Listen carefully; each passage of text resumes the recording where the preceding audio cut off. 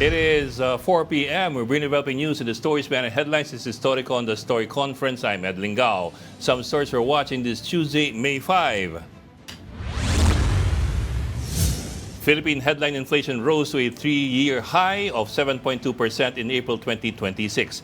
It's the fastest since March 2023 when the country recorded a 7.6 print. Higher prices of food, transportation, and housing were the main drivers of last month's inflation. Meantime, the PSA also says 1 peso is now actually worth only 75 centavos in March to 73 centavos in April.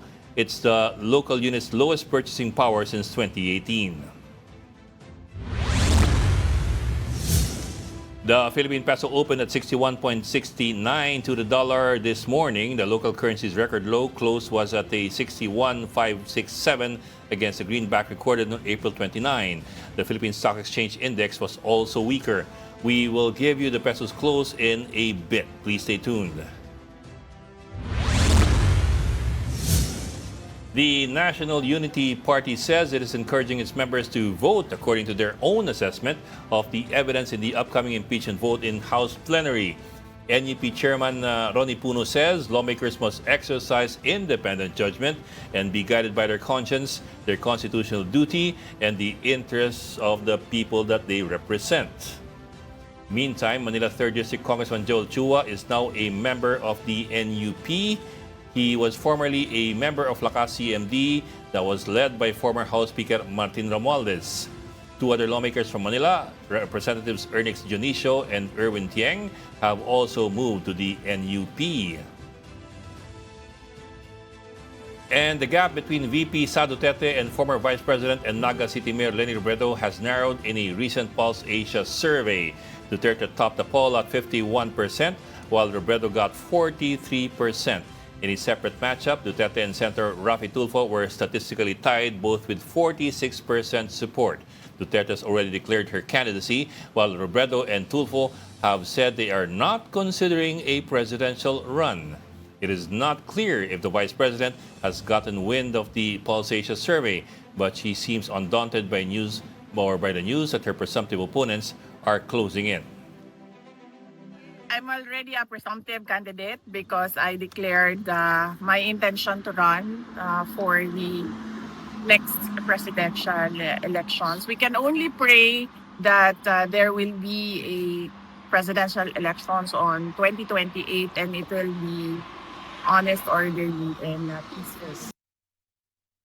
Asked about the Vice President's comment on the 2028 elections, Palace Press Officer Claire Castro called Duterte an expert at planting intrigues. Ito ba ay like father, like daughter? Alam naman natin na umamin ang dating Pangulong Duterte na siya ay eksperto sa paggawa ng intriga at pagplanta ng ebidensya. So, ang mga ganitong sagot mula kay Vice Presidente ay alam nating intriga lamang, mga kwentong walang basihan. At sana ma-review niya ulit bilang abogado kung ano ba ang nilalaman ng konstitusyon.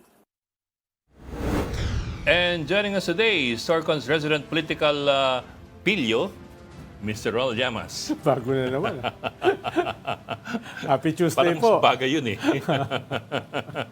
Happy Tuesday. Salamat sa bit-bit na regalo ni Ed Lingao para sa akin. Hindi ko na babanggitin kung anong regalo yun. Natutrouble tayo doon. Matagal na yan. Isang taon na. Grabe ka naman. Parang bagay sa yung political pilyo, the naughty Mr. Llamas. Pwede na rin. Pero kahapon lang, pilosopo eh. Ngayon, pilyo. Ayaw mo nun. Is that an improvement or a degradation? Parang somewhere in between. Okay. Oh, but from the Philippine Star, ipasok natin ng ating editor-in-chief, si Ami Pamintuan. Hi, Ami. Hi, everybody. Dinadaanan na ni Ed yung yung dictionary. Ang describe sa'yo, Ronald. Binago na. Kaya parang letter P, di ba? Ano kaya sunod? Mahirap-hirap yung Q. Pandit, pilosopo, pilyo. Talking about pilyo, tawa ko lang tawa sa ginawa ng China sa Sandy Cay. Oh, Nainggit, naglagay din ng bandera. Hindi, sinabi nga nung reporter natin, di ba, kahapon pa, pagkaalis pa lang nung tropa nung akin ito. Naglagay Dumating na yung mga di ba, yung mga Chinese. Oo. Do we have Kaya- the image that we can flash on the screen? Let's show ito. Chinese state-owned media reports PH crew illegally, and we put this in quotes, illegally set foot at the sandbar and littered. Nagkalat daw kayo ng Actually, ng Nagkalat water ng bottle. bandera ng Pilipinas. Actually, yung ibang mga kwan dyan, made in Vietnam eh. Yung ibang mga nalagyan ng tubig. Mga inanod galing ang layo eh. No? Tsaka, Paano sila makakapaglagay dyan? Eh, 6 lang sila. 2 lang yung pumunta. Tapos 18 yung... I counted the bottles mga 18 or 19 bottles in the photo. Pero ilan sila sa boat? Planting 6, garbage. no? Tapos yung bumaba, 2. 2, 3. Oo. So- Pagka-plante na ng bandera, alis na sila kagad doon. Hindi naman sila nag-camping doon. Kitang-kita naman dun sa drone video kung may nag-iwan dun ng basura. Hindi naman sila nag-overnight doon. Tsaka, if you look at the photos closely, makikita mo na parang medyo luma yung ibang water bottles. May kwan pa eh. May laman pang buhangin. Nag-ano na eh. Nag-iba na kulay. Alam mo yung clear water bottle na matagal na eh. Iba na yung tsura eh. Pero dati meron kasi laglag bala, tanim bala. Ngayon planting trash, Tanim. Planting trash Tanim is basura. never fun. Ayan, Tanim basura. Ayun, Ang linis-linis doon, magkakalat ka doon. So, yun. But Kompleto naman yung video nung arrival ng Philippine group eh. Saka kaunti lang yung pumunta. Wala naman. Isang rubber boat lang eh. Isang jet ski lang yan eh. Kaya nga, wala ka naman nakikita dyan mga bote-bote, kundi nakita mo na dyan yung basura, dala-dala na nila yon. Oo. Tsaka I suppose that's the time when you will be very, very conscious. Pero nakakatawa kasi Yeah. parang yung bata, di ba? Yung nainggit, nagtanim din ng sariling bandera. Nagtanggal. Ang sarap ng tawa mo Natawa kasi ako. Superpower eh. Isang superpower. Ayan, kitang-kita Hello. Kitang-kita naman Ilan ba yung tao dyan? Ay, ang lit-lit na yung kitang-kita kung may nagkalat dyan ng basura. But anyway, but it is a battle of narratives kasi maybe their audience is not just us, but it's also their own constituency. Siyempre, yung domestic. Domestic yun. Di ba? So, Pero, kumbaga, naunahan ka eh. paano mo ipapaliwalag sa... Madali naman chicken yun. Paano mo ipapaliwalag sa iyong 1.4 billion population na naunahan ka ng isang little power, di ba? Daming kwan doon eh. Madali naman chicken yun eh. Nakuha ba? Naikwento ba, Hami, nung inyong reporter doon? Pinalibutan sila ng mga at least 3. Oo nga daw. At least 3 Pero hindi Chinese lumapit vessel. That's significant. Yes, at least Alam 3 nila na alam nila na yung optics talo lagi yung malaki. Pero yung isa, yung Chawi, yung galing Puerto Princesa, yun hinarang. Dinikitan yun. Oo. hindi nakalapit Yung Chawi yung dati. yung Chawi, Hindi, nakalapit naman. Yung Pero ibig sabihin, sila yung dinikitan. Yung Amusup, medyo may distansya eh. Tanaw ba? Tanaw. Tsaka Radio Challenge. No? Ibale. Pupunta rin tayo dyan, Ed. Huli akong sumubok, nag-U-turn eh. Freedom to broadcast. May freedom to broadcast pa sila, Ed, nung mga kay-ekla yan. Sila ni Gretchen. Freedom to broadcast. Yung pala, naduwag. Hindi ko yun. Sumbong kita kay Kapitan. Ay, ngayon, tapang na. Si Kapitan. Ikatlo na niya Si to. Kapitan. Hindi na siya Same bumalik. captain. Di ba? Hindi na siya bumalik. Katlo na to. Okay, Kapitan. Sige. Pangalan Kapitan, ano mo lang pangalan? Nakalimutan ko na yun. De los, anyway. Mabait si Kapitan eh. Actually, mabait si Kapitan. Yun lang, na siguro, na Inervous siya Nabigla lang. dahil nagkaroon ng sabay na water cannoning sa sa Scarborough tsaka sa BRP Sierra Madre sa Ayungin. Sabay eh. Tapos merong damage ng mga Coast Guard. Hindi, tsaka ano, yung... Tapos dinikitan kayo. Oh, yung approaching Chinese vessel biglang Sa harapan nyo. turned in our direction and sped up. Tsaka hindi Coast Guard, Navy. Maybe, oh. Chinese Navy yung kaharap nyo ron. Tapos may air assets pa na lumilipad. Kaya na ninervyos. May air assets na kaming drone na. May air assets pa yun di ba? Tsaka Pag made in China, disabled, ha? Tsaka yung dalawang Coast Guard vessels na nasa likod nyo, sumaklolo sa ayungin Yeah, Diba? they had to pull out. Kaya iniwan kayo Na-damage kasi yung nasa ayungin Okay. Okay. Ami, Yan. ano mga story niyong malaki? Yun na nga, inflation, syempre. Unusually, sa bagay, expected yun, considering the jump sa presyo ng gasolina Syempre, sinabi Laki na nga nun ba, impacted lahat yan Lahat ng goods will be impacted, including food. Kaya Tsaka- titingnan natin kasi ang magiging impact niyan sa mga survey ratings naman ng mga government official natin. Yes.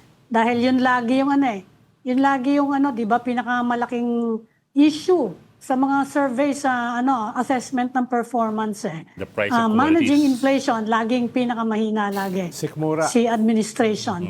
Yun lagi. Always Kaya presyo ng although bilihin Sikmura. ayan significantly Taas yan. corruption ngayon nagiging top 3 na concerns. You know, of from 4.1 Filipinos, to at least, 7.2. yan. Taas yan, no? Taas nung... 7.2, laki-laki. Yeah. Hindi ko lang matandaan, Ed, bakit from March 2023, the highest since March 2023, hindi ko matandaan kung bakit napakataas ng inflation. Natatandaan ko lang nun yung 2023. onion Di ba? Food inflation yon, yung onion yun Saka yung Yeah. bigas, Oo, di ba? Oo, sibuyas. Food inflation yun. Saka asukal yata yun. Sibuyas yun, saka bigas, saka asukal. Oo. Tanda mo Yan ang yun, yung natatandaan ko. parang mura na ang asukal, pero saan ang mura ang asukal? At saka basic yan mga basic commodities. Tsaka yan. mukhang magpapatuloy. Yan. Mukhang magpapatuloy yan, Ami, dahil sarado pa rin ang Strait of Hormuz At saka parang magi-spark uli yung gera. Huwag ka naman ganyan. Oo nga Mukhang gigibayin na lang yung nakaganon doon, yung tip doon, para hindi na siya straight. Gigibay. Para lumapad. Alam mo, sa Oman yun, tsaka sa, sa UAE. Ang liit-liit nun. Hindi sa Para Iran lang yun lumapad yung daanan. Hindi sa Iran yun. Oo. Hindi ba? Ano ba yung mga nandun sa dulo-dulo Oman nun? tsaka UAE. Hanggali na lang yun, di ba? Tsaka Dubai, yan doon din. Oo. Tatlong bansa yung may-ari nun. That little, Kaya nga, mag-usap-usap is it the sila, peninsula? hindi naman What do you Iran call the yun peninsula? Hindi Iran. Hindi naman Iran yung nakausulina yun Di mag-usap-usap sila. Bawasan nga natin yan para lumuwag. Nandiyan na si Tokayo. Yan na si Professor Ronald Holmes. Let's bring him in already. We bring in Pulse Asia Research President Dr. Ronald Holmes who joins us this afternoon. Sir, Doc, magandang hapon po and welcome back to The Chiefs and the Storicon. Hi. Magandang hapon, Ami. Sorry Magandang po. hapon, Ed. At kay Pilosopong Takayo. Pilosopo. Pilosopo. At least ako, pilyo na tawag ko sa iyo. Pilosopo tawag sa iyo. Kapatid ni Tasio. Tingnan, pumaya mo ng tawa. Sarap ng tawa masyado chill ka lang. Okay. Naunahan ako na problema pag naunahan ka, di ba? Look, we also the headline numbers dun sa Pulse Asia survey, but we don't have too much of the particulars kasi nga ito is a commission survey. I think it was Mig Zubiri who commissioned the survey. Zubiri, yes. But so can you run us through the numbers and of course the particulars, especially the geographic differences and the economic differences. Hindi siya commission survey, Ed, no? Sorry. Yung Hindi. survey ay yung ulat ng bayan, yung aming survey, at nagkalga ng question ang opisina ni Senador Mig Zubiri. Okay. So, Okay. these are rider questions coming from the office of Senator Zubiri, which are embargoed but were released to the media and which we confirm are part of the regular Ulat ng Bayan survey. So, Prop, hindi kayo naglabas? Yung office ni Mick Hindi. Subiro naglabas? Hindi kami naglabas kahapon kasi kunyari sa Philstar si John B. kami tinext ako. Tinatanong kung totoo ito. Ang ibang pahayagan ng una naglabas at sabi ko nga, batay sa aming kontrata sa mga subscriber, embargoed yung kanilang rider question data unless Yeah. i-release publicly. At pag nire-release publicly, then that lifts the embargo that allows us to confirm that the survey was done, and that that also allows us to release or confirm the results that were, or validate the results that were released. So kasalanan na naman ng Philippine Star. Hindi. Hindi nga Philippines- nalabas. Hindi Philstar ang nauna eh. Hindi nga kami naglabas. Yung tabloid na pinagsusulatan ni Tokayo rin ang pinauna eh. Parang dati niyang pinagsusulatan niya. Oo nga eh. Okay. Paborito niya dati doon si Serex. Sir, maraming hindi nakakalam ng Serex dito. Maraming hindi nakakalam ng Serex. Di ba si Jim Libiran? Libiran yun. Well, one of the authors of Serex. Kung di niyo po alam kung sino si Serex, kayo na po mag-google. Ayoko pong i-describe dahil baka matrobolo. Medyo parental guidance dito sa story ko na. O kaya, i-text niyo po si Professor Ronald Holmes. Siya po papaliwanag sa inyo kung sino si Serex. Prof, teka, I'm looking at some of the numbers now. Okay, between VP Sara and Leni Robredo, 51 versus 43. But when you break it down doon sa geographic, at least yung sa island groups, ang laki ng lamang ni VP Sara sa Mindanao. 93 si Sara versus 6 si Leni. Also sa Visayas, tama ba to? 67 si Sara, 31 si Leni. Pero sa Balance Luzon tsaka si NCR ay lamang bahagya si Leni sa NCR pero mas lamang siya sa Balance Luzon. Yung ganyong hatian ba, does that surprise you or it's expected naman? Yeah, hindi man surprising, no? Kasi batay doon sa result din ng performance at class rating na napag-usapan natin dati. Malakas ang si Sara Duterte sa Visayas, Mindanao, pero may kahinaan siya sa Balance of Luzon. At ito'y sinasalarawan nung dami or bilang ng sinasabing siyang preferred sa Balance of Luzon. So, halos along that line, no? If you look at the performance and trust ratings of Sara Duterte, exceedingly high in Mindanao. Yeah. Quite a majority in the Visayas, less than majority in the Balance of Luzon, and more or less plurality in NCR. Ganun din yung kanyang preference. Yes, sir. Yung sa NCR, 1 percentage point lang ang difference eh. So parang, well, statistically, basically, walang difference sila. Basically, yung NCR, parang kung doon sa one-on-one na lumalabas between Rafi and Sara and between Leni and Sara, it's a competitive area. Pero, Yung Balance of Luzon, yeah, Tokayo. inspired dun sa lamang na ngayon ay parang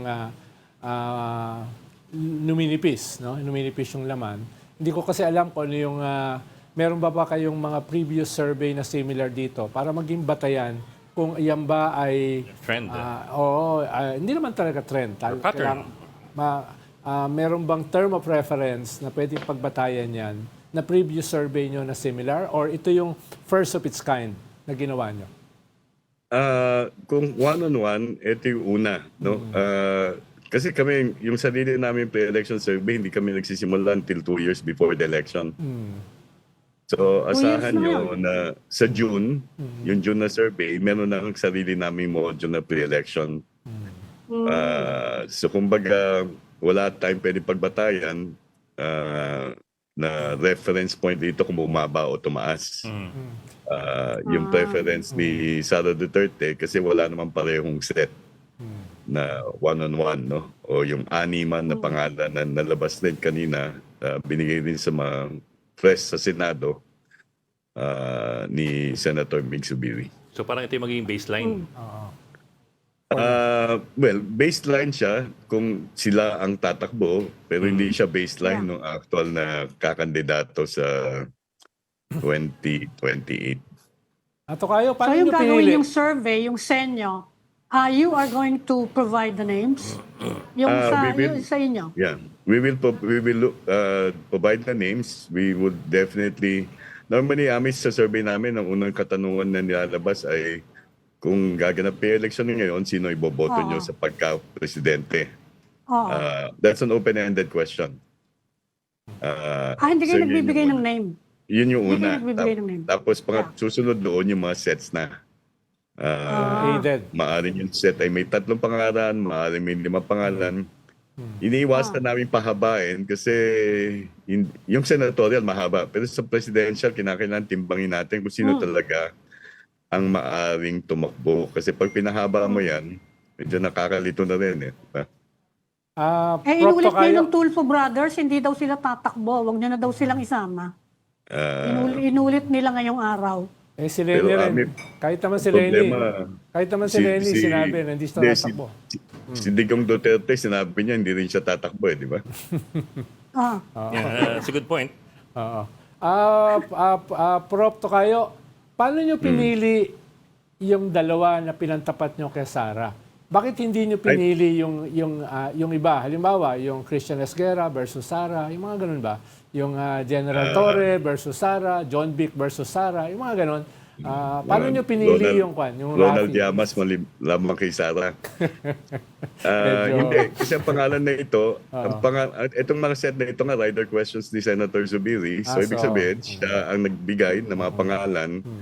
Normally, pag rider question, inahayaan namin silang magbanggit kung ano gusto nilang tanungin at kami nagre-refine ng question. Pag hindi kami magkasundo doon sa phrasing of the question, doon kami hindi natutuloy yung pagtatanong. No?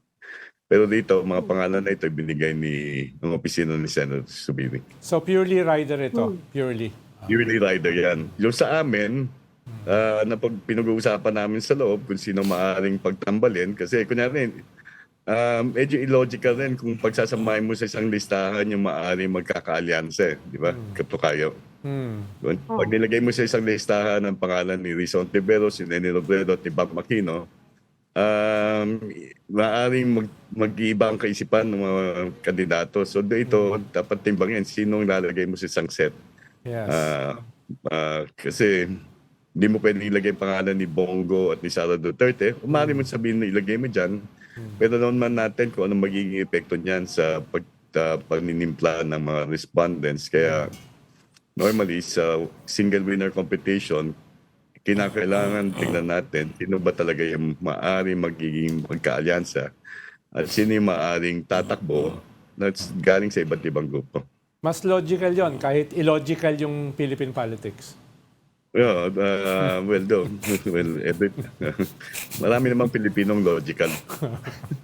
May preliminary Wala list sa- ka wala na ba, sa Senado. Professor? Wala kung sa sino Senado. yung makakalaban? May preliminary list ka na ba? Halimbawa, si Isko Moreno o si Martin Romualdez, out na ba siya sa mga list ninyo?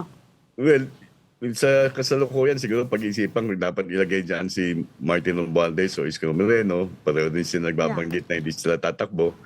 Pero siguro, kahit na yung mga hindi nagbabanggit na hindi tatakbo, maaaring ilagay mo dyan, for example, si Sara Duterte, si Rafi Tulfo, Yeah. si dating Vice President Lenny Robredo. Si Ronald Llamas. Yun, kung three-way, no? Maaaring ganun. Kasi hindi naman necessarily allied si Senator Tulfo kay BP Sara or kay dating BP Robredo. Tapos kung magkagawa ka ng ibang set, maaaring ipapasok mo imbis na si BP Lenny, maaaring si Rizal Tiberos. Or BAM. Ang lumulutang kasi pangalan ngayon, ito problema ko. Kaya dapat tanungin natin si Pilosopong Tocayo. Sino ba ang maaaring maging kandidato ng administrasyon? No? Dati-dati kasi nababanggit, maaaring Tulfo yan. Maaaring hindi, maaaring sabi nga ni Secretary ng DILG, John Vic Rimulya, bukas naman siya tumakbo. At nailagay naman siya dito sa isang set, yung nga lang 1%. No? 1%. Mas mataas kaysa kay Pilosopong Tocayo, nilalagay namin siya sa senatorial na 0.666. Sa presidential, baka mas may point mataas. pa. Sa presidential, baka mas mataas yun. Yung sa'yo, kay John Si Vic. Vince Dizon. Si Vince Dizon, sinasama niyo ba? Si Vince Dizon. Maaari siguro, yun lang nga, ang question dyan ay anong set, no? Kasi kung administration. No, definitely hindi mo siya pwedeng itabi. Kunyari na kasama ni John Vic Rimulya, pipili ka lang, no? Sino ilalagay mo sa bahagi ng administrasyon. Kasi kung long list, essentially, makikita mo sa long list, lalabas dyan, yung mas popular ang talagang makakuha na mas malalaking boto. Ang nangyayari, nababawasan yung kahit na popular dahil may ini-introduce kang pangalan na maaari namang hindi tatakbo pero kilala ng ilang respondent at makakuha ng, let's say, single percentage point. Yung mga tipo ni General Torre at saka ni Erwin Tulfo, Prof, paano mo siya ilalagay? Paano, technically, nasa administrasyon yung dalawa. No? Kaalyado sila. Pero saan mo sila ilalagay? Independent or a category of their own or isasama sa administrasyon? Pwede nyo ilagay na category of their own, no? Parang, kumbaga, tukaya, pwede mo ipasok dyan, kunyari si Benji Magalong, di ba? Katabi ni General Torre. Both nationally prominent and most probably can be tapped by any alliance. But the probability of running on their part would hinge largely on resources that they can mobilize, not to support the recent campaign. So yun lang, may measure mo lang, parang barometer lang ng suporta na nasa ngayon. Pero baka hindi na makuha yung puntos na kinakailangan para talaga makuha na yung resources para mga kampanya. What about, for example, Baste Duterte? Diba, they're putting him up front and center just in case Sara gets impeached and therefore gets disqualified in the impeachment process. Na inamin naman nila na plan B. Oo, kaya pumunta sila sa rage eh. Pwede naman ilagay yun na separate set, no? Imbis na si Sara, lalagay mo si Baste. Ang tanong ko lang, ang problema ko lang dyan, kasi frame pa lang namin yung questionnaire, gaano kahaba yung questionnaire. Unless i-combination ni Ronald Llamas o ng Philippine Star. Pero sir, let me ask Si you. Ronald na. But let me ask you, not as a survey scientist, but as a political observer, transferable ba yung, sa tingin niyo, yung support ni Sara, entirely transferable ba kay Baste?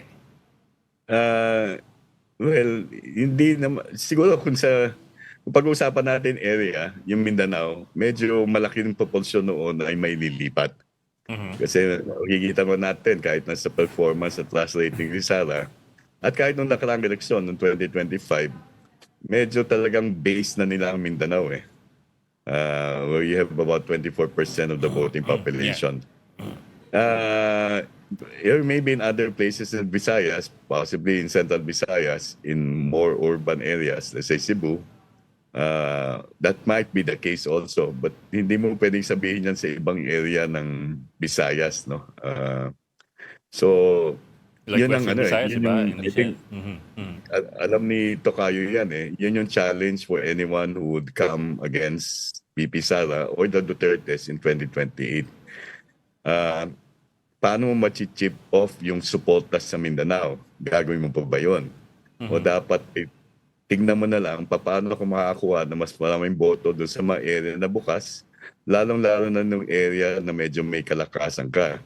Kalahati ng botante halos sa NCR ay pumipili ng ibang kandidato, 7 sa 10 sa Balance at Luzon ay iba ang pinipili, at 1 sa 3 sa Visayas ay ibang pinipili, hindi Duterte. So, yun yung parang sabihin natin take away from these rider questions, the results of which were released, no? Yes, sir. Sir, Based kasi dyan sa mga numero, offhand, yung mga mag-i-strategize sa mga kandidato will focus on the strong points. Bakit ka mag-uubos ng resources at saka energy baka hindi mo naman makuha yung dun sa una, hindi naman ganun kalaki in the scheme of things, yung boto. At saka yung chances mo na makakuha ay hindi ganun kalaki. So mag-focus ka na lang dun sa Luzon, NCR, and perhaps parts of the Visayas.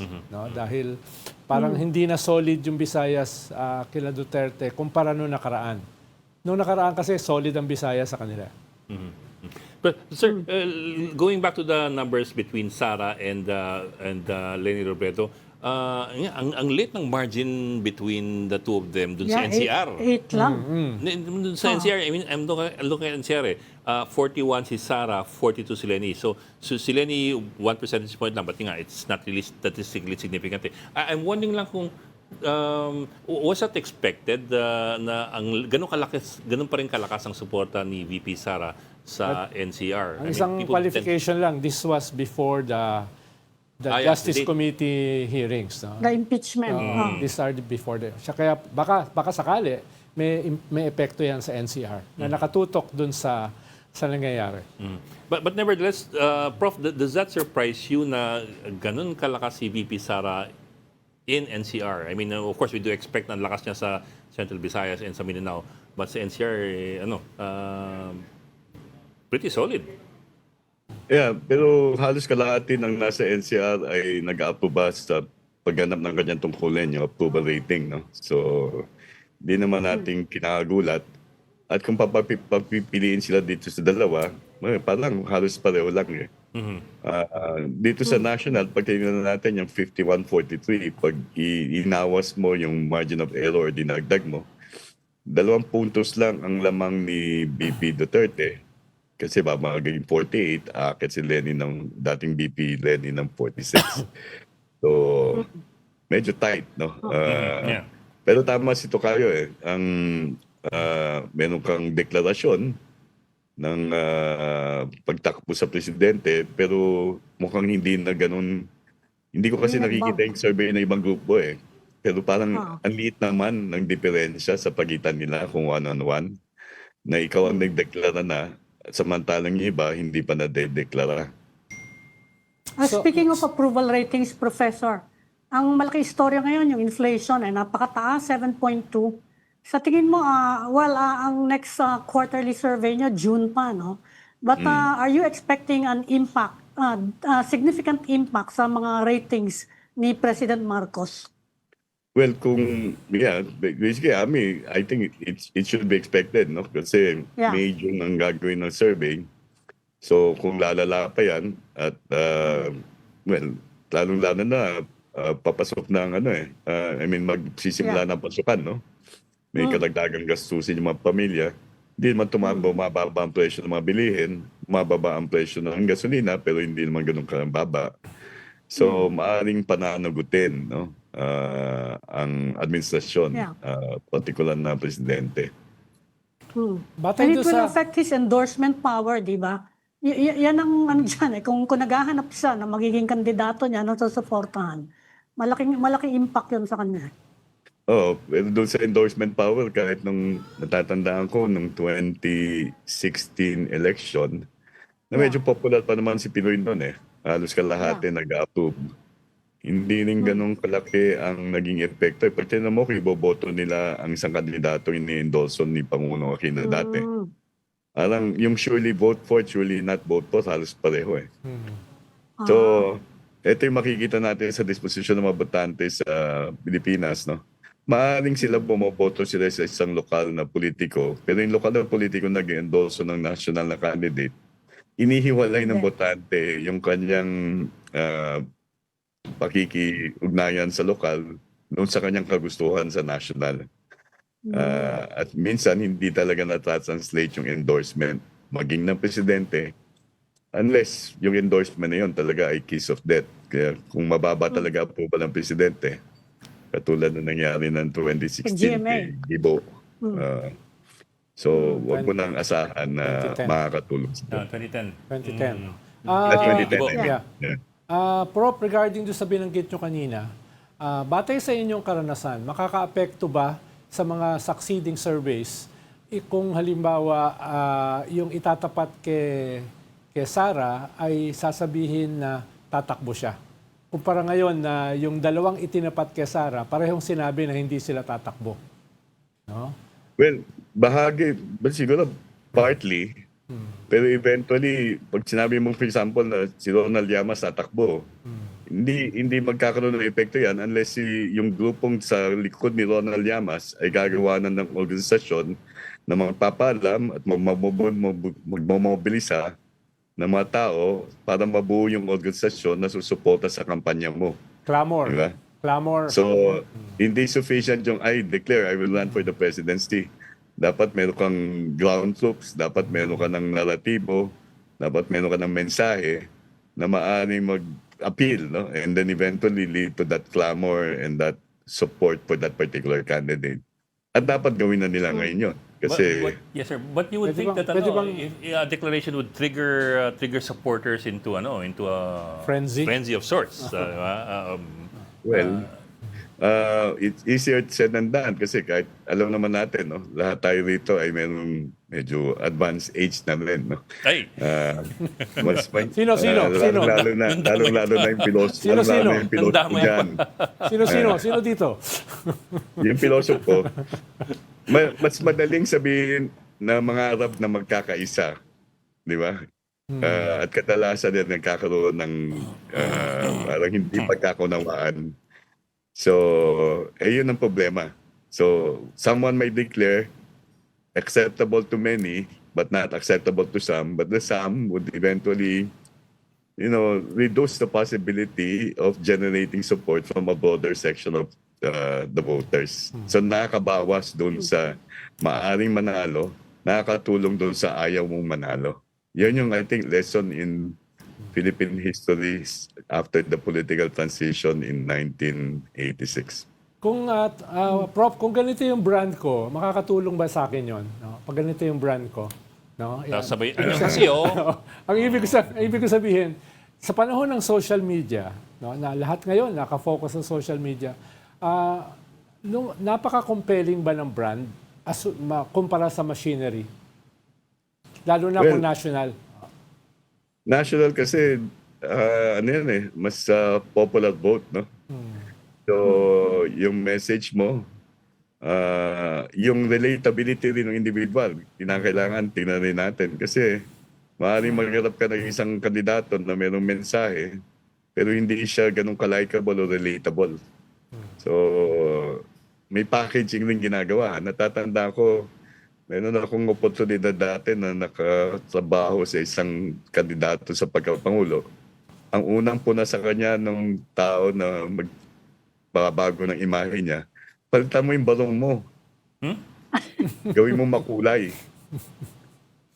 At ang ginawa niya, bumili Sino po yun? yata Divisoria, bumili ng iisang tela na yun ang suit niya nung panahon ng kampanya. Bulaklak. Si Rocco yata yun eh. So, Nakabarong lagi. Oo, si So, Rocco. di ba sa Estados Unidos, pag din naman yung mga kandidato naka-checkered na mga damit kasi na-relief yung kanilang persona eh. So, may mga ganun na pati yung imahe nila, kinakailangan baguhin, hindi lang yung messaging. So, at yun yung, hindi ko na area yan, no? Area na yan ng mga political strategies at yung area ng mobilization nasa mga political operator na aka pilosopo. Pilosopo. Parang iba O, yung yan, tanongin mo na yung katabi mo. parang iba yun. Yung pilosopo hindi kumikita, yung mga PR kumikita eh. Magkaiba yun eh. No? Magkaiba yung kita nung dalawa na yun. I was not born yesterday. Tell it to the O, yan. police. Wala naniniwala sa'yo, alam mo. Wala naniniwala. Mababa kredibilidad mo ng pilosopo. Parating nag-jet setting ko saan sa Europa tapos sasabihin mo kaming ganyan. Not believable. On a different note, Prof. May mga Ayan, bumabanat on a different kasi. note na tuloy. May mga bumabanat kasi sa Biglang gumanon, di ba? May mga bumabanat kasi sa survey firms na parang hindi sila limited lamang dun sa pagbibigay ng snapshot at particular moments. Parang nagke-create din sila ng bandwagon for particular candidates, no? Anong tingin mo diyan? May kwan ba to? May kaunti bang grain of truth ito? No? Not necessarily sa Pulse, kundi yung buong industriya. Doon sa literatura sa aming larangan in political science, may mga literatura nagsasabing meron tinatawag na bandwagon effect. Pero natatabla nga ito nung sinasabing underdog effect. Kung saan yung mga supporter ng isang kandidato, sa tingin nila medyo behind yung kanilang kandidato, they will mobilize more. So, kumbaga nagtatabla yung bandwagon at saka yung underdog. Sa aming mga sariling pag-aaral lumalabas, kung ano yung pinagkukuhanan nila ng impormasyon, yun ang pinaka nakaka-influensya sa kanilang desisyon. At ang pangalawa pa, definitely, so therefore, ang number one factor that influences voting disposition will be reports and news. Ang pangalawa ay kung kailan nila pinipirme yung kanilang desisyon. At ang lumalabas sa single winner competition, ang pagpipirme ng desisyon ay maaaring maganap sa karamihan for the plurality even a week before the election or on election day itself. So, May impact ba yung ganyang mga ano? Kasi napansin namin, nag-i-slide yung ratings ni BP Sara eh. Simula na nag-umpisa yung mga investigation. Talaga bang Yep. ganun yung impact sa atin, sa society natin? Well, tingnan natin, Ami, kasi pag tingnan natin, di ba, yung reportage ng Philippine Star, balanse yan, Yeah. yung news outlets. Pero pag tingnan mo on social media, iba-iba makikita mo eh. Kanya-kanya, Lalo na oo, kanya-kanya yun yung eh. algorithm Oo. yan, persecution eh. Di ba? Hindi accountability eh. So, naglalaban ngayon yung question ng accountability at pagpapatupad ng accountability mechanism versus yung pananaw galing sa mga grupong sumusuporta sa kanya na walang Na iba ito, political hindi talagang pamumulitika lang. Di ba? Until, for example, the other day, or before yesterday, sinasabi na marami ng representative ang bumabaliktad. So, pero nakita natin doon sa House Committee on Justice, nadagdagan pa ng 2. Hindi ko alam kung yung bumaliktad, hindi miyembro ng Committee on Justice.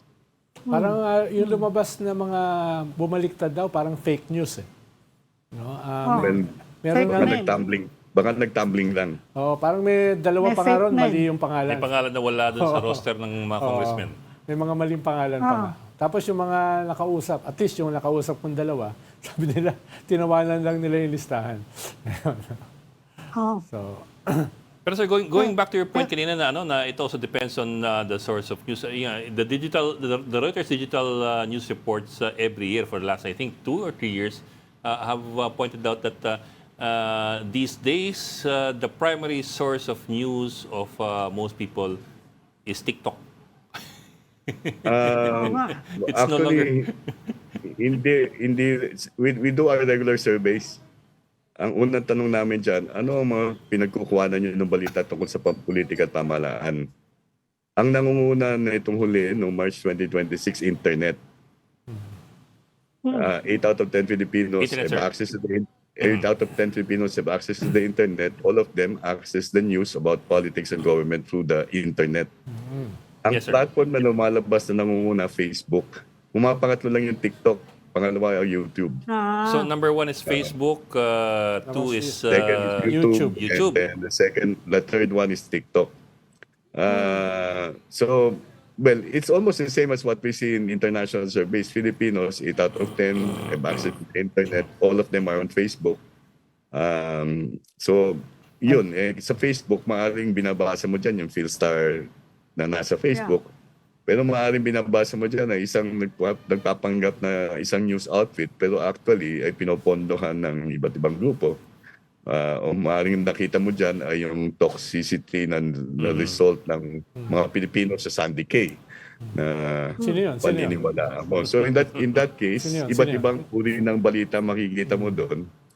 At yun ay depende na kung anong clinic-click mo eh. Hindi ko alam kung anong clinic-click ni Tokayo. Huwag natin pag-usapan yun, baka saan tayo mapunta. I-share sis. pero Ed, yung TikTok kasi parang masyado siya ma-accept for news eh. But that's my point eh. Kumpara sa YouTube tsaka sa... So if TikTok is if TikTok really is the primary source of news now of a lot of people, then that's a point of concern din. Kasi Ang sinasabi nga, ikatlo lang siya eh. Dahil yung mga platforms na mas mahaba yung makukuha mo. But let me also bring this up. I know this is only anecdotal on my part, but what I've been hearing for the longest time is that matagal nang naglipatan yung mga kabataan from Facebook to TikTok and to Instagram kasi tingin nila yung Facebook ay para lang sa mga matatanda. But then again, that's anecdotal. So I don't know if you've heard the same thing. Kasi yun ang my wife likes to talk to the young kids.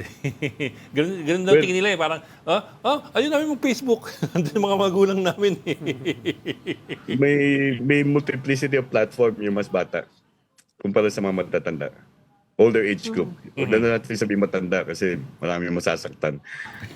Older age groups, mas minimal yung platform, maaaring singular, pero yung younger age groups, mas across na. Pwede mo makikita na nasa Facebook, mas nag-a-access ng YouTube. Ang hindi lang namin natatanong kung yung YouTube nila ay nagsusubscribe sila sa premium o hindi. But nevertheless, for example ako, pag nanonood ako ng Storycon, YouTube lang ang ginagamit ko. Yun nga lang, may mga advertisement na pumapasok after about 3 minutes. Nanonood ka pala, Prof, ng Storycon. And dahil kay Ami tsaka kay Ed, Talagang may sundutan ko eh. Saka Ed, ano ba yung definition ng news Dagdagan if tayo you're ng watching nanonood, TikTok? Di ba? Ed, anong definition ng news if you're watching it on TikTok? Wala ko nakikita doon na ano bang ibig Sa mo sabihin Facebook ng kasi, news? Ed, medyo may concept ng community eh. Yeah, yeah. Diba? Na wala sa TikTok. But they're kasi the news sites have also been seeding TikTok with the news stories eh. In fact, my explainers get a lot of traction on TikTok more than on Facebook eh. yung mga pinapost I don't have TikTok, so I don't really know. It's just what I'm told by the digital people here. Nakikita ko lang sa TikTok, puro cooking sa mga aso. Oo nga. Hindi news eh. Hindi na nakikita ko. Hindi balita. Hindi nga. Mas Yun mga kwan, yung mga may... bubugas sa'yo eh. mas may ikli na Ano kwan. hilig mo But yun eh. lang kasi I remember yung the past year or 2 years yung Reuters digital news reports would always say na na TikTok has become the primary source of news by a lot of Baka naman people. information. Well, parang parang naging gray area na sa mga tao yung news versus opinion versus Kaya nga information. eh, They kaya can't tell nga. the difference anymore. Kasi which kung is also information, kung ano alarming. yun eh. Pati yung medical consultation mo, nandun na yun eh. Which, which is Diba? also alarming. Pero suggestion ko, kumuha ka ng TikTok. May TikTok ka na. Ikaw may TikTok ka. Meron. Oo. Siguro TikTok daw siya. siguro 80% doon na atin ang beat. Ano natin ng beat? hawakan mo ang beat. Baka mo ang beat. Yung kanta. O yung kanta. Alam ko na kung bakit kumuha siya ng TikTok eh, paano nagpapanggap na bata. Nakikibagay ka ngayon sa mga ganun, Ay, hindi mo narinig. Dapat in ka. Hindi mo narinig. Oy, piloso ko, narinig, hindi mo hindi narinig si narinig. Profes.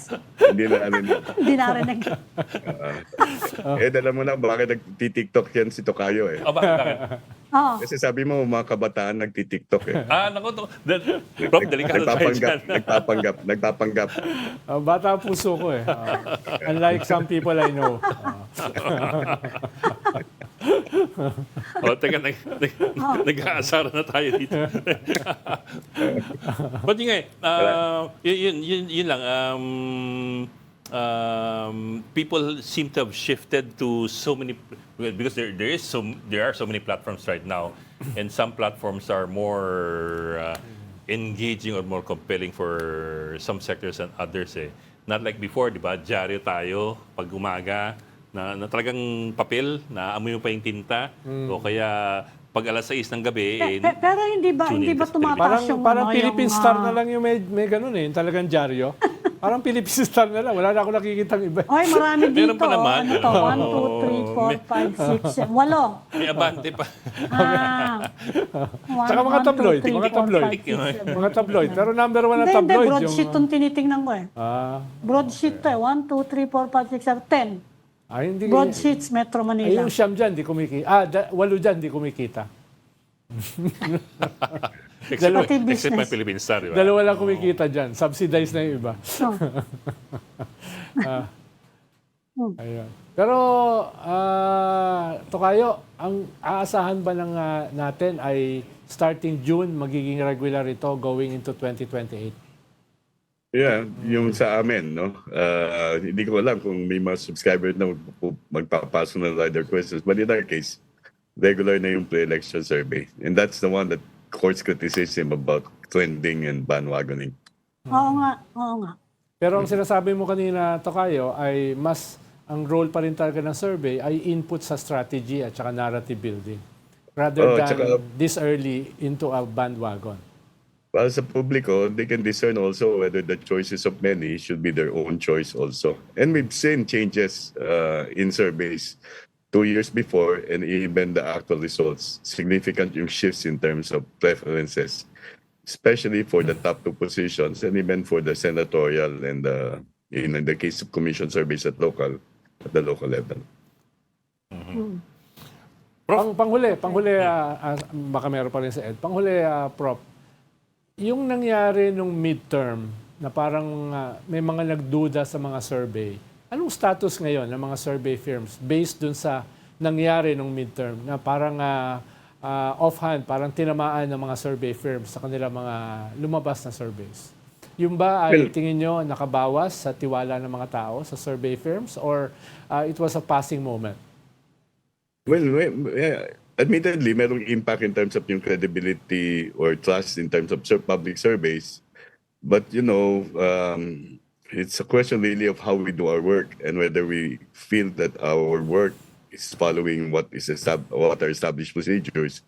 We'll just continue our work and not worry so much about public trust.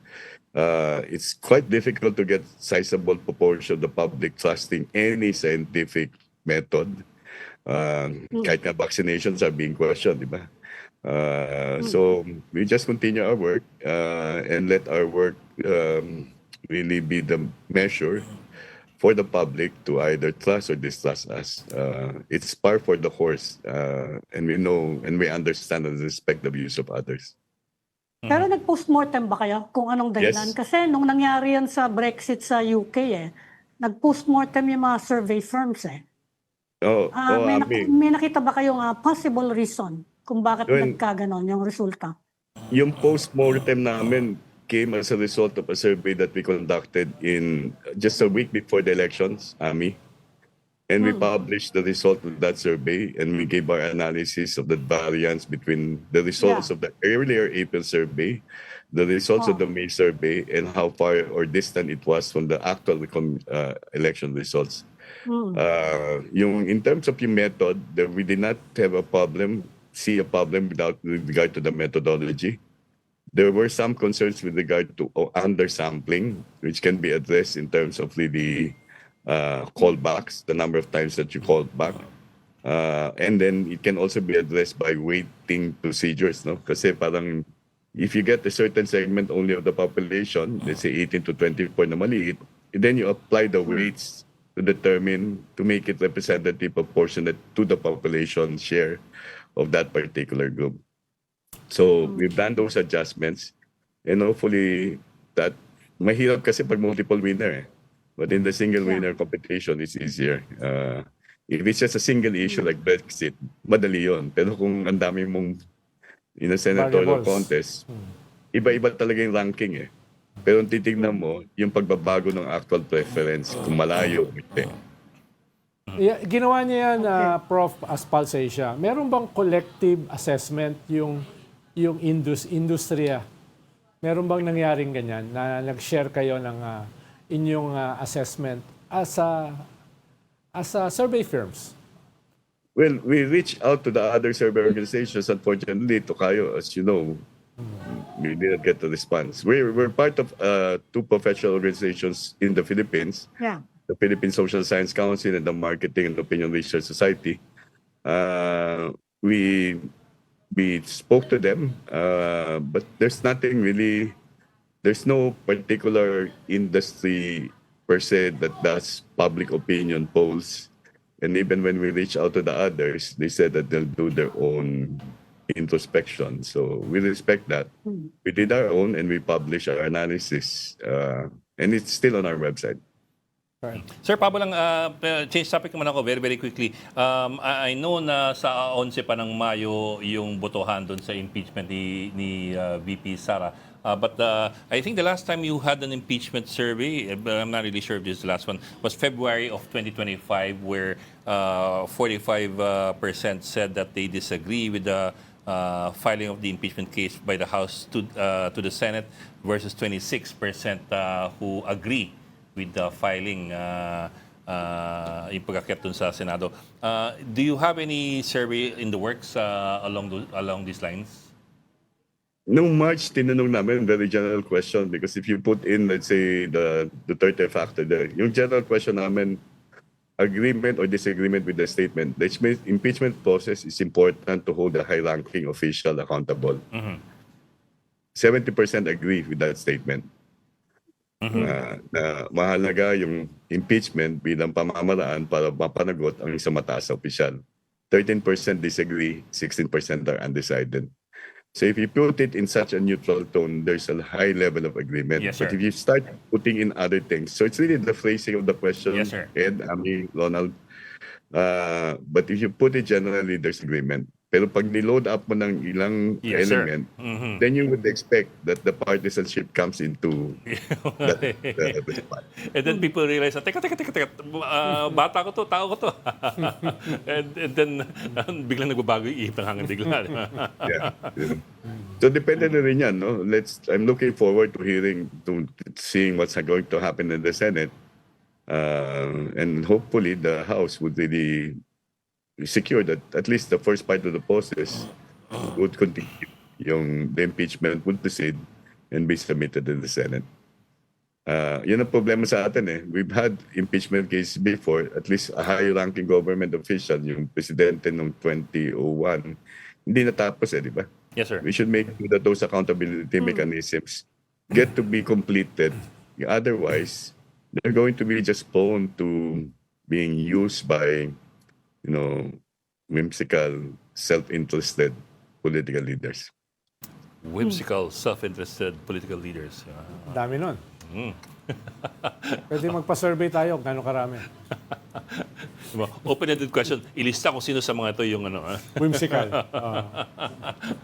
Okay, Baka sir. maubos yan. Kukulangan ng pagin ninyo. Maraming salamat to Pulse Asia Maraming salamat. Research President Ronald Holmes, sir. Thank you very much po. Atingan po. Salamat, Prof. Thank you, Professor. Thank you. You're watching Storycon on One News. We need to take a break. We'll be right back. This is the Story Conference Group or the Storycon Group.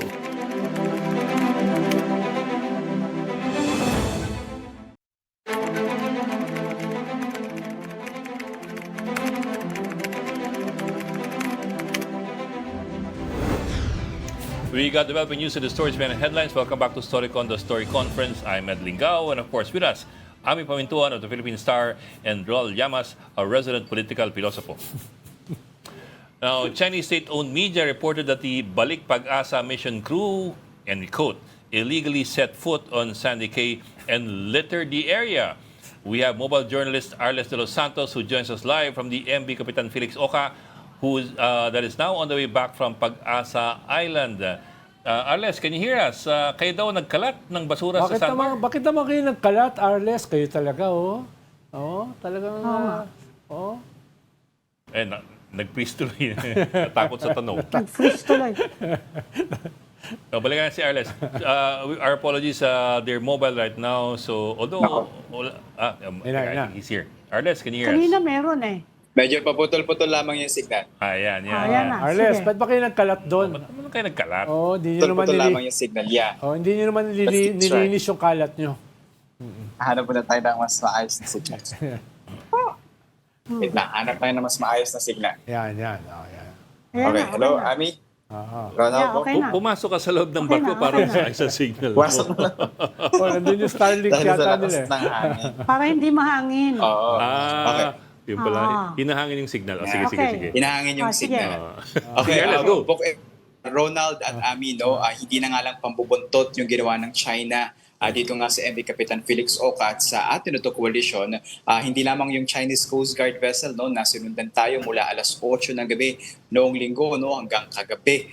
Pasado alas 4 ng umaga natatanaw pa rin natin. Pero ngayon may bago silang mga pahayag. Yun nga yung sinasabi nila na nagkalat umano itong atin ito coalition ng mga basura doon sa Sandy Cay 2 kung saan itinirik nga yung watawat ng Pilipinas sa isinagawang programa, bahagi ng programa ng atin ito coalition doon mismo sa sandbar na iyon. At actually, kasunod yan ng isinagawa ng China Coast Guard na pagtitirik din ng kanilang watawat doon at kung saan nagsagawa rin daw sila ng maritime inspection doon sa area at nakita nga itong mga basura na galing daw sa mga nagtirik nga ng watawat doon mula sa atin ito coalition na mariin naman iginiit ni na Representative Dada Kiram Ismula at ng atin ito coalition dahil wala raw itong katotohanan dahil sa loob ng 10 minuto na nandoon sila, meron silang suot-suot na body camera at mapapatunayan na malinis ang kanilang pagdating doon, gayon din yung kanilang pag-alis at kahit yung mga volunteer nila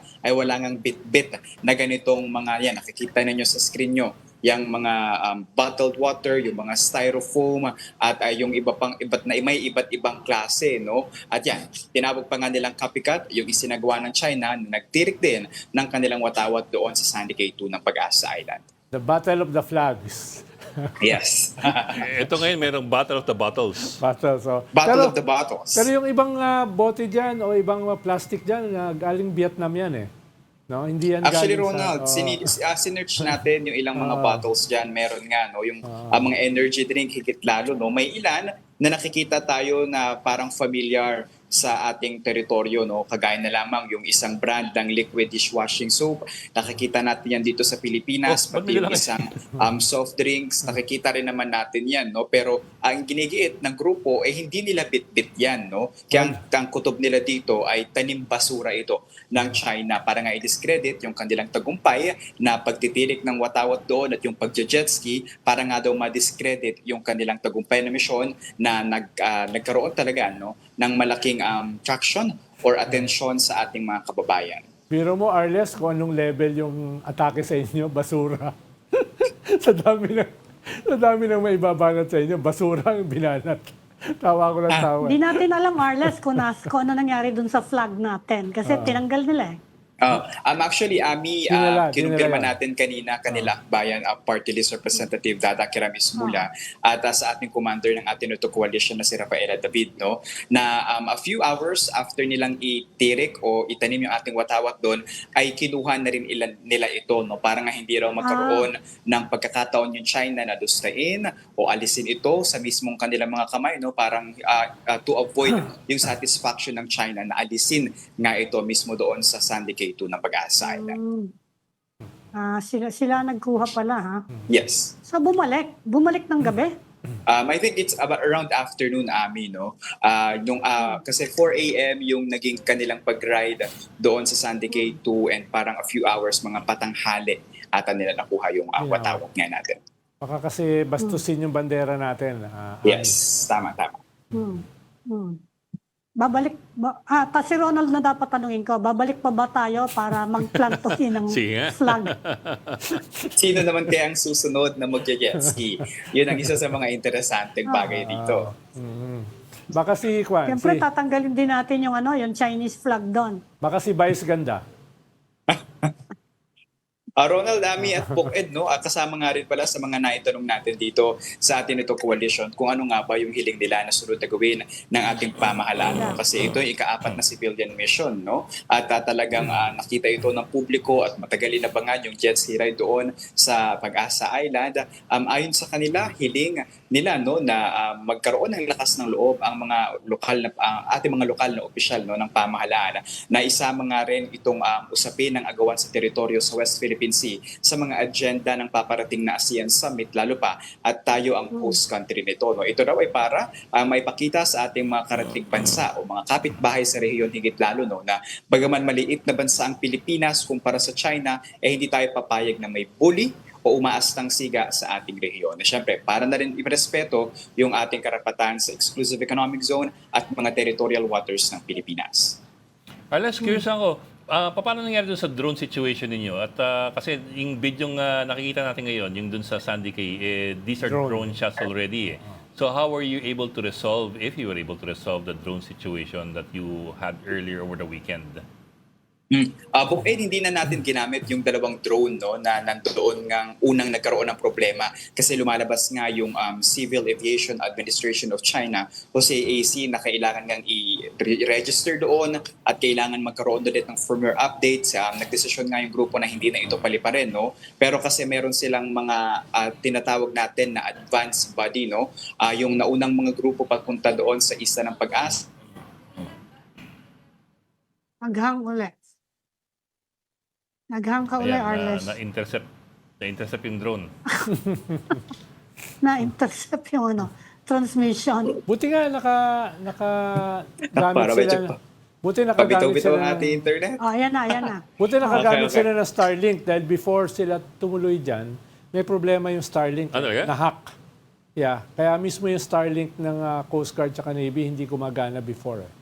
Buti Yes. na lang. Actually, may mga ganong ulat din, Ronald, no, na yung mga internet mismo ng ating forces no, na nagbabantay dito sa Isla ng Pag-asa, may mga issue din na hindi na nga gumagana yung internet. No? Pero balik tayo dun sa drone na naputol ata ako. Yeah, no? yeah. Medyo malabo-labo lang internet natin. Hindi na ito pinalipad book-ed ng videographer ng atin ito coalition, yung dalawang nagkaroon ng issue at meron ang maganda bagay dito ay yung advance party nga ng atin ito coalition na nauna sa Isla ng Pag-asa ay may bit-bit na drone no, na hindi Chinese brand. Kaya yun yung ginamit na para nga magpalipad ng drone doon sa vicinity. No? And Okay. syempre, So you yung had mga a- kasama natin sa media, meron ding bit-bit. You had a backup, Bale. They have Yes. a backup already situated in Pag-asa. Yeah. Tama, tama. Nag-create sila ng redundancy. Dahil hindi mo alam kung redundancy. ano mangyayari. At this point. Na-curious ulit ako, anong brand ng drone na ginamit niyo? Drone, drone expert. Ano yung non-China drone? Kasi puro China drone eh. Maalamin Pero natin hindi yung na ating gano'n, sunod no? na assignment.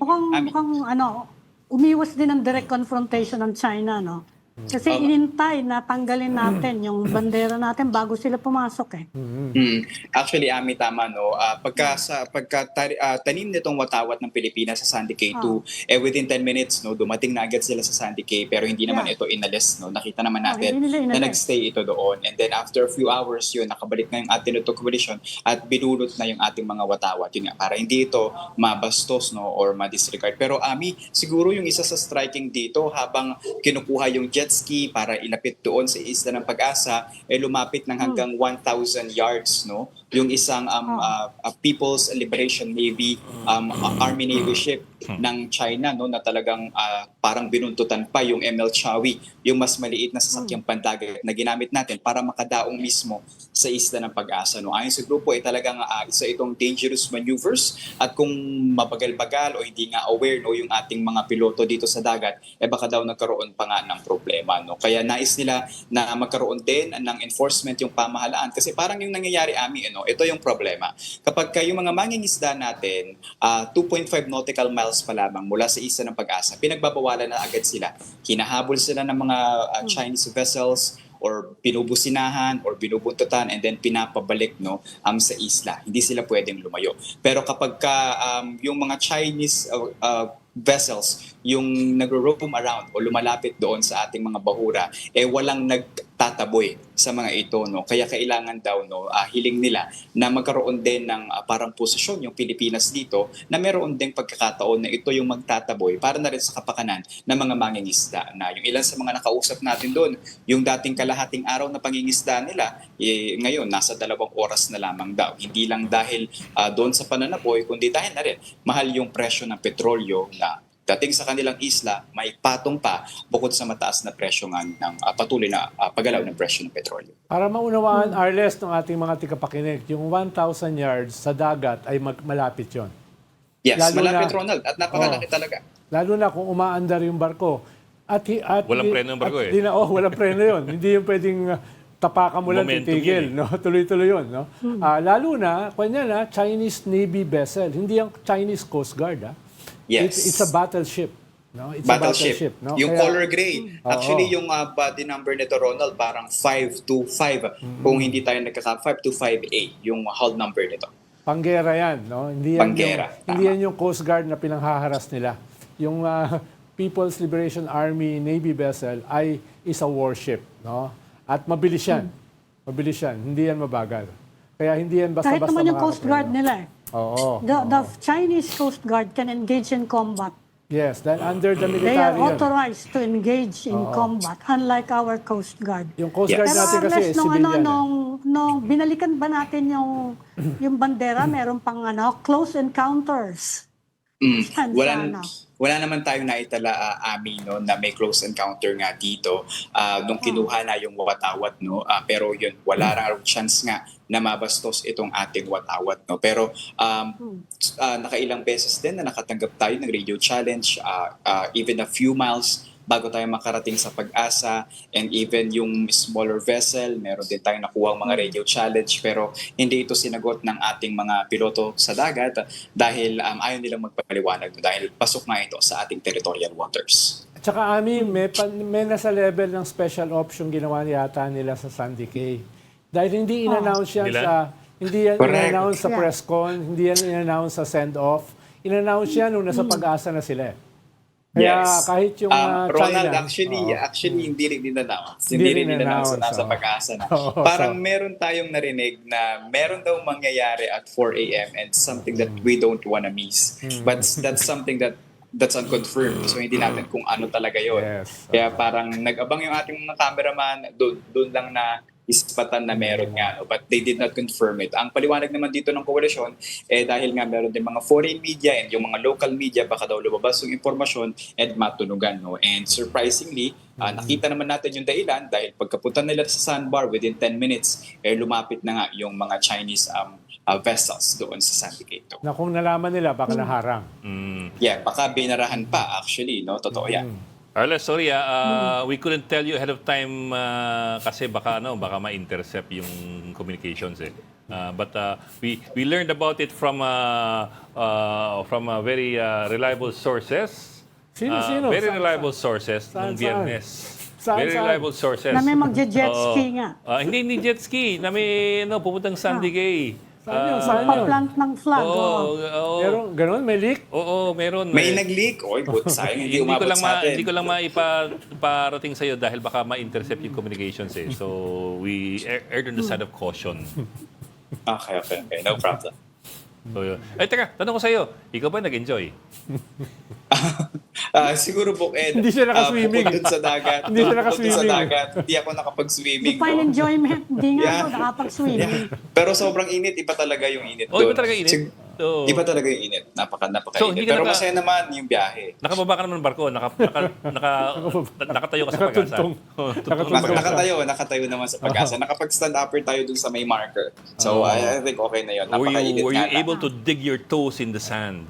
Kamusta Yes, naman yung nakagawa here? naman. Parang, Kamusta? kasi ang nangyari, Buked, no? Di ba dapat at Init 12 nun, ano? noon? Oo, mga 12 noon kasi dapat yung original Sobra na oras na dating natin ng Pag-asa Island. Pero na-delay tayo ng 11 hours.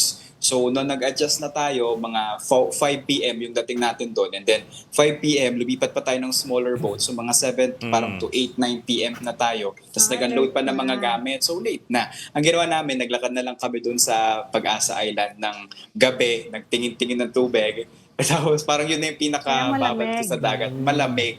Kaso pagdating na nga ng araw, yun na, mainit. Wala At ka punong-puno na yung tataguan, trabaho dahil napakarami din naman ang kanilang programa. No? And syempre, yung donation nila mismo, yung mga hygiene kits, school supplies, grocery packages, and yung mga gasolina, tuloy-tuloy naman. No? Pati yung medical mission, yun, tinutukan natin yon. And later on, tigilis natin, stress na pala ng hapon.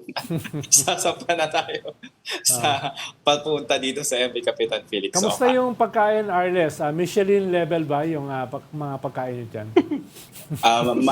Medyo malapit, medyo malayo, pero salamat sa pagkain, of course. Oh, ano complaints ko naman? Oh.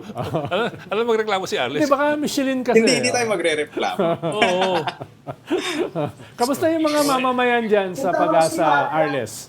Kamusta yung kinabahan ba sila na nagdodraw kayo ng attention sa China or masaya sila na pinalakas nyo yung loob nila? Ano bang naramdaman nila dyan?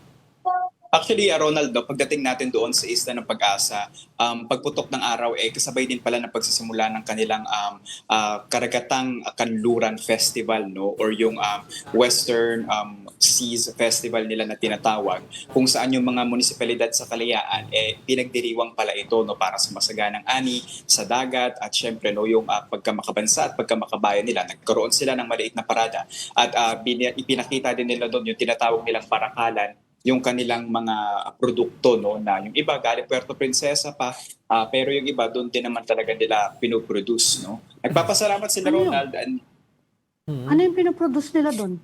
meron sila mga kasoy, meron silang mga tuna pastil na mga ganyang pagkain na tinikman natin at masarap din talaga, no. Kasama yan sa mga ibinida nila doon sa festival, no. Pero nagpapasalamat sila na nagkaroon nga din ng mga donasyon doon sa kanilang isla, no. And syempre yung pag-iit sa ating soberanya doon dahil ayon sa kanila, mula 2016 nga nung napakainit ng pananaboy sa kanila, no, parang lumiit na yung kanilang mundo doon, yung kanilang pangingisda, pero ngayon na may mga ganitong misyon, syempre no, mas na-amplify nga, no, and yung hiling nila bumisita doon yung ilang mga opisyal ng pamahalaan para makita na meron tayo doong established na lokal na pamahalaan at governed mismo ng Pilipinas ito. May batang Ay, sumasayaw nag-enjoy sa yung likod. bata sa likod mo. May batang Oo. sumasayaw Magaling Magaling sa likod. sumayaw to, magaling sumayaw to. May photo bomber sa likod. Nagulat ako doon. May bata palang kasama? May bata pala kayong kasama? Ano? Kala ko mga batang isip lang eh. Oo. Arles, kamusta naman yung mga foreign correspondents at saka mga foreign journalists? No? Kamusta yung feedback sa kanila? Dahil hindi naman mas expected kasi sa mga Pinoy yung mararamdaman. Pero itong mga foreign journalists, anong kwento-kwentuhan mo sa kanila? Ronald, so far, hindi naman sila ganun na culture shock, no? Kasi ito na daw yung nakikita na rin naman nila sa mga media, no? Pero mas focus kasi sila sa kanilang pag-cover doon sa karanasan ng mga tao sa isla, no? Yung pagliit ng kanilang mga kita, yung pananaboy sa kanila, and yung nakausap naman natin sila, parang pabalik-balik rin pala dito sila sa Pilipinas sa iba't ibang mga issue at syempre sa mga karating nating bansa dito sa Southeast Asia, no? And hinihintay lang natin kung excited tayo makita yung kanilang mga content, of course, and mga story na pinafile. Pero napaka-interesting daw. And syempre, seeing it firsthand ay talagang kakaibang experience din daw talaga. Meron tayong dito mga kasama mula Taiwan, mula I believe meron din tayo from Australia and meron din tayo from Canada, no. So halo-halo din talaga ito. Actually, meron pang taga Poland, no, na sinubukan din talaga intindihin yung ating kultura dito sa Pilipinas. Actually, may nagsabi sa akin na taga Australia na napanood niya sa ABC or something, ABC news nila. Mahaba daw yung coverage ng mga embedded dyan ng mga Australian journalists. No? Sabi ko nga, pwede mo bang ipadala? Pwede daw, pero mahaba. Mahaba daw yung coverage. Yung sa Yes, US, sinong mga nandyan? Di US natin media. sure. Kung may tayong kasamang US media so far, yung mga nakausap pa lang natin yung mga nabanggit ko sa Taiwan, Australia, Canada, and Poland na mga kasama natin dito. Okay. So, bali Okay. mga ilan kayong journalist dyan? Mga ilan kaya kayo? Parang nasa 30 mahigit ata tayo na mga dami, individuals, no? And I think kasama na sa bilang yung mga crew, no? And yung mga solo or mga one-man team na mga members din ng media. Kamusta yung mga ipis yan sa ano? Hindi makalimutan ni Ed. Tinanong tayo sa pagkain. Hindi makalimutan ni Ed. Tsaka ni Sa Greg ipis. Cheese. Okay lang ako eh. Pero yung mga girls kasama namin noon, hindi sila mapakali. Gender issue pala. Ay, hindi. Ikaw talaga, totoo naman ako. Sige na nga, i-goodbye na nga si Ernest. Parang may nakita ko dyan na Arles na may nag-yoga, may nag-zumba. Tapos meron pang kantahan. Nagka-karaoke ba kayo dyan? Nagkaraoke ba kayo? Kumanta ka ba, Hindi tayo Arles? nagkaraoke, Ronald, pero nagkaroon ng munting sayawan, no, at tugtugan kagabi. Yun ay parang kasama na nga sa celebration, no, ng matagumpay na Ateneo Coalition 4th Civilian Mission. At actually, anytime ngayong alas 5 ng hapon ay magkakaroon naman ng misa dahil malapit na rin tayo sa Maynila. No. The last time I checked the map, nasa vicinity na tayo ng Bataan, no, and 10 p.m. ngayong araw Lapit ay na. inaasahan na makararating na tayo sa Maynila. Lapit-lapit na. Okay. Okay, maraming salamat sa iyo, Arles de los Santos, reporting live from, saan kayo ngayon? Bataan area na po. Bataan area na. Bataan na, ha? Lapit na. Lapit na nila. Lapit na. Hindi, hindi pa Lapit-lapit rin. na, mga 1 hour. Hindi. Matagal pa yan. Matagal Matagal pa yan. Mahaba Bataan eh. Oo, mahaba, malayo pa yan. Okay, malapit-lapit na. Kung pa yan, mga 3 to 4 hours. At least nakatungtong ka dun sa kasi kami, lumarga kami, tapos nag-U-turn, tapos bumalik. Naduwag kayo eh. Sila Arles naman, hindi naman sila naduwag eh. Sige nga, goodbye na nga. Meron pa kayong freedom to broadcast na Eklay ano, wala naman pala nangyari. Nataman ako ng kidlat bigla. Okay, goodbye Philippines sa'yo. Yeah, thank Maraming you, salamat. Arles. Mojo Alos de los Santos. Salamat Arles. At ingat pa uwi. Thank you. Kasama nila kasi yung nanalo ng best rap band sa Pilipinas, yung Moro Beats. Yun pala yun. Oo nga pala, no? Oo. Nag-perform yata Yun yung dun sa- kasama nung una, di ba? Nung unang daong sa Pag-asa? Yes. Yung Last year? last year. Tapos kumanta yata sila sa Pag-asa mismo, tsaka sa barko. Yung Moro Beats. Nanalo yan last year as the best rap band sa Pilipinas. Tapos nagpa-contest sila ng rap competition para sa West Philippine Sea. Naasahan nila mga 100 yung magpa-participate. Lumampas ng 4,000. Ibig sabihin, ang dami pa lang mga rappers sa Pilipinas. No? Ako kasi hindi ako mahilig sa rap eh. Okay. Parang not my cup of tea eh. Yeah, I cannot imagine. And I do not want to imagine. Naalala ko dati yung Yes Yo. Di ba? May mga ganon. Oh, kung gusto mong lumigaya ang iyong buhay, Gusto kong bumait pero di ko magawa. humanap Yung ka mga ng ganon, pangit di at ibigin mong tunay. ba? Di ba? Yun yung panahon natin eh. Sabi ko. Yun yung panahon natin ng mga rap. Diba? Gusto kong bumait pero di ko magawa. Hanggang ngayon, di ko magawa eh. Yan ang kanta ni Ronald. Yan ang kanta niya, bagay talaga. Hindi, si Manny Mogato, yung humanap ka ng pangit. Alam mo, mag-goodbye na tayo, baka matrowal pa tayo ng di oras. Tinamaan na naman si Bogs eh. We're headed downhill. So, we'll say goodbye na before we get into trouble. Maraming salamat for joining StoryCon today. Aming pamintuan ang bossing ng Philippine Star and Rol Llamas ang bossing ng mga pilosopo. Join us again tomorrow at 4 p.m. for StoryCon. I'm Ed Lingao, kapatid. We are One News, all sides, all the time. Na gustong bumait. This is the Story Conference Group or the StoryCon Group.